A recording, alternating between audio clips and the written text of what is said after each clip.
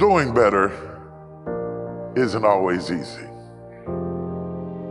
While it is impossible to do better if you don't know better, often we still know better than we do. But the problem is you just can't bring yourself to change course because of all the people that it would hurt for you to change. And how long will you make those people more important than your destiny? Well, the most important thing is self-esteem. The people that we read about, the people that we admire, the Elon Musks, the Steve Jobs, the Warren Buffetts, etc., all have one thing in common. They have extremely high self-esteem. The truth is, you will never win in life by being someone you are not. You cannot ever live the life of your dreams by settling for someone else's idea of what you should be doing with your life. You will never, ever be happy if you change who you are to fit in with others. Until you accept and embrace who you are destined to live a life at only a mere fraction of your potential. It is simply impossible to be genuinely happy when you are not genuinely yourself. You must be yourself if you want to experience your true purpose in life. Do you understand yourself and what you're trying to achieve? Are you in a place where you actually started the process of not worrying about what your parents or your friends or your spouse thinks about you? 87% of everybody that walks the face of the earth, 7.65 billion people, are unhappy. Don't you understand? Don't you get it? You think Elon Musk wants to fit in? We know the answer is no, right? You want to fit in because you had poor role models at home. Most everybody in this room is a pleaser. You've been trained, keep your head down, don't embarrass yourself, don't embarrass the family, don't say things that may not happen. And I do just the opposite. I tell you to set goals beyond your lifetime. I tell you to set goals as soon as humanly possible. If you want to change, don't expect your life to stay the same.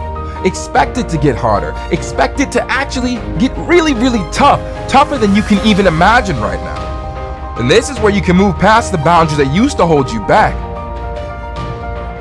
Used to hold you by the neck.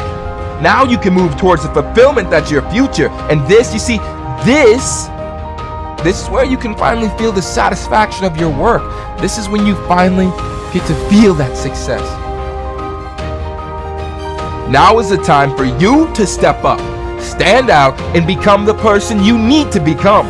Your future is in your hands, and this is what sets your life up to be worth the potential that you deserve. Your power is and always has been the thing that's going to take you towards the life that you have earned.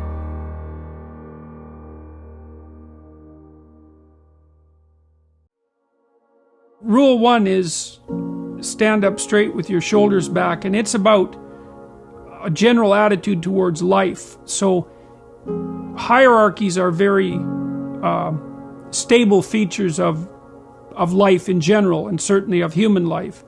And wherever you have any system of values, you have a hierarchy, because a system of values implies that one thing is better than another. If you have a situation where one thing is better than another, then some people are better at doing it than others, and you get a hierarchy. To stand up straight with your shoulders back is a literal injunction, but also a metaphorical injunction, because what you do when you stand up like that is you kind of expose the vulnerable surfaces of your body. It's an act of courage. It's an act of taking on the voluntary responsibility of contending with hierarchical organization and uncertainty. And it's a good physical manifestation of the moral courage that's necessary to live life properly. And it's something that leaders naturally embody. And that's true not only of human beings, by the way, it's also true of animals all the way down the biological chain. So the more successful creatures, let's say, are also those who comport themselves in an upright manner. And, you know, even in our common language, to be upright is not only something that we think about physically, but also morally, right? To be an upright person is to tell the truth and to act forthrightly and to do what you say you're going to do and all of those things. So that's all of a piece. And so that's rule 1. Rule 2, which is treat yourself like you're someone responsible for helping. That's an extension of rule 1 in some sense. The idea would be that, you know, people are often ashamed and embarrassed and anxious because of their insufficiencies and failures and the incomplete nature of their characters and all the things they don't know and all of that. And so it's useful to develop and practice an ethic of detached self-regard. Like, it's not narcissism, it's not self-esteem, it's not grandiosity, it's none of that. It's just the clear realization that as other people have value and as it's necessary to treat them that way if you want anything in your relationships whatsoever to go right, so it's also necessary to develop that attitude towards yourself, despite the knowledge you have of all your inadequacies. And that's a really good thing to practice because it requires practice, both the detachment and then that ethic of care. So, and then rule 7, which is do what is meaningful rather than what is expedient, that speaks to at what level of analysis you should be operating when you're deciding how to act. You want to act in accordance with your highest values.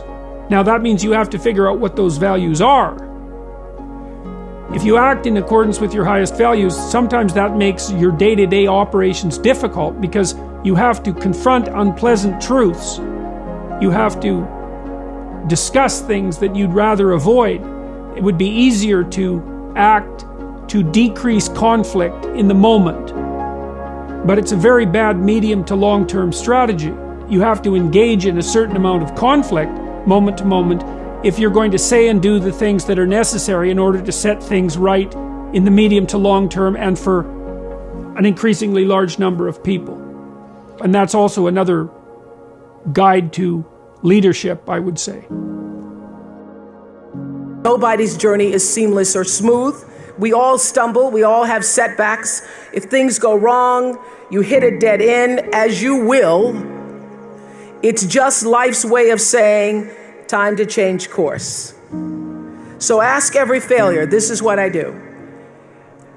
Every failure, every crisis, every difficult time, I say, what is this here to teach me? And as soon as you get the lesson, you get to move on.